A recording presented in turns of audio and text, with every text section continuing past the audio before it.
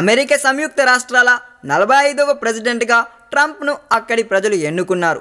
ముస్లింలను దేశంలోకి రానివ్వను అనడం, అసలు బిజినెస్ ఈక్వేషన్లు మార్చాలి అనడం, మెక్సిన్ బోర్డర్ పొడుగున గోడ కట్టేస్తాను, పైగా ఆ గోడకు మెక్సికోతో డబ్బులు కట్టిస్తాను అనడం, ఇవన్నీ ట్రంప్ ఒక బఫూన్ అనే టైప్లో చిత్రీకరించేలా మీడియా కూడా సహాయం చేసింది. కానీ రామ్ గోపాల్ వర్మ వంటి కొందరు సెలబ్రిటీలు మాత్రం ఆయన్ను తెగ అభిమానించేశారు. అందుకే ఇప్పుడు పండుగ చేసుకుంటున్నారు కూడా.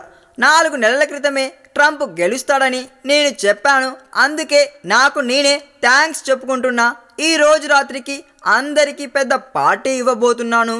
ట్రంప్ను నాన్సెన్స్ అనుకున్న వారందరూ ఇప్పుడు వారే నాన్సెన్స్ మాట్లాడారని అనుకోవచ్చు మనం అంటూ పండుగ చేసుకుంటున్నాడు రామ్ గోపాల్ వర్మ.